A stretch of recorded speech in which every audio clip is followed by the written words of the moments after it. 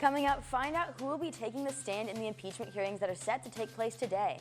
And later, hear about the massive renovations taking place at the Clarion Hotel this winter.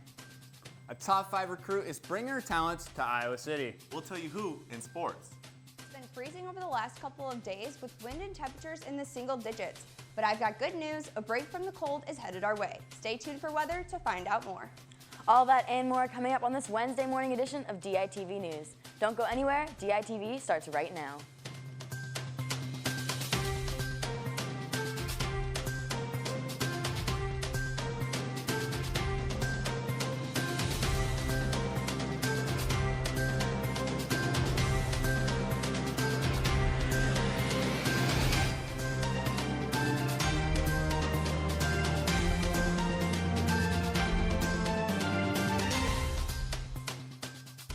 Thank you for tuning in. I'm Emily Callahan.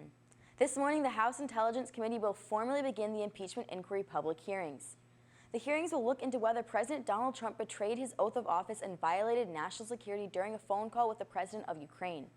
According to the whistleblower's complaint, Trump appeared to ask for help investigating the son of former Vice President Joe Biden in return for military aid to Ukraine. 2 American diplomats, William Taylor and George Kent, are set to testify. Millions are expected to tune in to the national broadcast starting at 10 a.m. This is the first public hearing in the impeachment process, and through this process, officials are hoping to determine whether Trump broke any rules in the Constitution.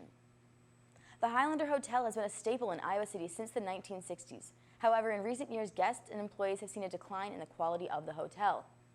$5 million worth of renovations is set to take place beginning this December. The Highlander has been host to many celebrities throughout its time, including professional athletes, musicians, and politicians. The new owner is hoping to bring the building back to prime condition. The goal of the renovation is to focus on the outdated ceilings, parking lot, and other structural features while touching up on the iconic pool, garden room, and ballrooms. Keeping around the more historic features such as the celebrity room is important for the hotel in keeping its history and legacy. The new owner is hoping the new improvements will bring an increase in family guests, and they are looking forward to the future. But it's pretty cold out, so let's hear a little bit more about the weather upcoming with Melissa in the weather studio. Thanks, Emily. Temperatures are going to increase throughout the week, and today is definitely going to feel a lot warmer than it did yesterday. We're going to have a high of 34 degrees with a 40% chance of snow and cloudy skies. Heading into tonight, the temperature will drop to 24 degrees, and we'll have those same cloudy skies, but we'll have a 30% chance of snow, most likely early in the evening hours. Now let's take a look at the extended forecast. Tomorrow will be partly cloudy with a high of 33 and a low of 16.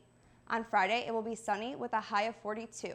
This weekend, on Saturday, it will be cloudy with a high in the low 40s and winds around 11 miles per hour. On Sunday, we'll have rain and snow, a 30% chance in the morning, and a high in the low 40s. And on Monday, it will be partly cloudy with a high in the mid 40s. We never know what Midwest weather is going to give us, so keep those temperatures in mind because next week they might be really cold. Emily, back to you at the desk. Thanks, Melissa. Last night, 3 bands showed off their skills and favorite songs during band extravaganza. The University of Iowa Symphony Band kicked off the night with a Star Spangled Banner and 3 other songs. The Johnson County Landmark Jazz Band followed and featured multiple soloists in their performance. Finally, the University of Iowa Marching Band took the stage. They dazzled the crowd with favorite performances from their 2019 season. We interviewed the alto saxophone section leader to find out why marching band is so important to its members. We get to do a lot of things that normal people don't get to do. So we get to go on trips. We get to get in the tunnel before games. It's just a really fun experience. The Hawkeye Marching Band will be performing this Saturday at the football game against Minnesota. But speaking of football, let's hear a little bit more about sports in the sports studio. Thanks, Emily. Just one day after Iowa's men's lost out on a major recruit, the Iowa's women's team is bringing in one of the best players in the country. Caitlin Clark, a 5-star guard out of Dowling Catholic High School in Des Moines, announced on Twitter that she's committed to Bluter's Bunch. Clark is ranked by ESPN as the 4th best player in the country. She chose Iowa over Notre Dame and Iowa State. Clark is a member of the 2020 class, so we'll see her in the black and gold starting next season. Now, Caitlin isn't the only Hawkeye who chose to play a little closer to home. Men's basketball reporter Lucy Rodin on how the men's team is more like a family, literally. When Connor McCaffrey was in kindergarten, he was watching film. When Patrick McCaffrey was in kindergarten, well, he wasn't.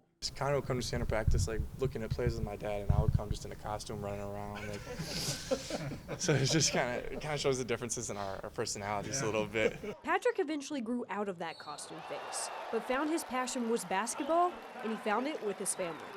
And this year, it went from one McCaffrey to two. It's a beautiful thing to come to practice every day and see them both, to have them out there in the Hawkeye uniform.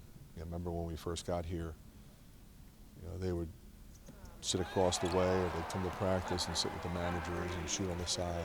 It's been like that for a long time. Now, even though it's been a long time coming, Patrick and Connor still haven't quite figured out whether to call Fran coach or dad. Me, I just yell, like, a lot. Like, I'll just be like, yo, like, I just do stuff like that. I don't call him dad, coach, and I haven't really heard him either. Yeah, that's pretty much what I do. I'll just say, like, hey, or like something like that.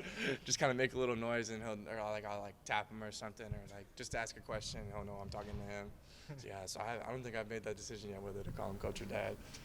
But good thing Patrick's got a lot of time to figure it out. Now let's toss it over to me at the football facility. Thanks, Lucy. We have updates on Iowa's injury status heading into their game against Minnesota. Linebacker Christian Welch might be suiting up against the Gophers. It just depends on how he looks in practice this week. And for wide receiver Brendan Smith, it's not looking optimistic to see him against Minnesota on Saturday. He's been moving a little bit more in practice. He might suit up for the game, but don't expect to see him out on the field. Reporting from outside Kinnick Stadium, Lucy Rodine, DITV Sports. Man, it's crazy how fast Lucy went from Carver Hawkeye to Kinnick. The Iowa offense could use a little bit of that speed, with 9-0 Minnesota coming into Kinnick this weekend. Here's what the team had to say about facing the number 7 Gophers this weekend, even though their chance of winning the Big Ten West is gone. First and foremost, it's a trophy game. We want to keep Florida Rose here in Iowa City. And number 2 is a really good opponent. I feel like we need to go out there and execute, and it's a big opportunity. It's a good chance to get back on track after a loss against Wisconsin. It's a huge chance to show everyone what we can really do.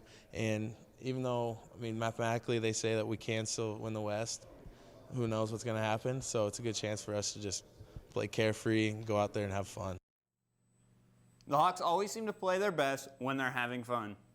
And an update on Colin Kaepernick. He's back in the headlines this week as he is coming back to the NFL. He has a workout scheduled on Saturday with certain teams in Atlanta, and he'll get his chance to come back and take a look at the quarterback in action. He was dropped out of the league after kneeling during the national anthem as a protest. Since then, he's been an activist and a voice for the African-American community with movements such as Black Lives Matter. We had fun today, right, Tanner? Oh yeah, for sure. Me too. So it seems like it's the perfect time to send it back to Emily at the desk. If you are like most college students, preparing a Thanksgiving feast may seem daunting. Luckily, Jenny O turkey stores are now having open phone lines to field any questions one might have when cooking this holiday. Here's your chance to be the envy of your family and friends by preparing some gourmet dishes that'll leave them speechless. Whether you're trying to make a perfect crispy brown turkey or some warm, fresh pie, the number is 1-800-TURKEYS, and they'll be helping from now until Thanksgiving. That's all we have for you on this Wednesday morning edition of DITV News, but be sure to head over to thedailyiowan.com for all your latest news between Monday and Friday. If that is enough of the Daily Iowan for you, be sure to check out our print edition of the news on stands now. For DITV News, I'm Emily Callahan. Have a great day, Iowa City.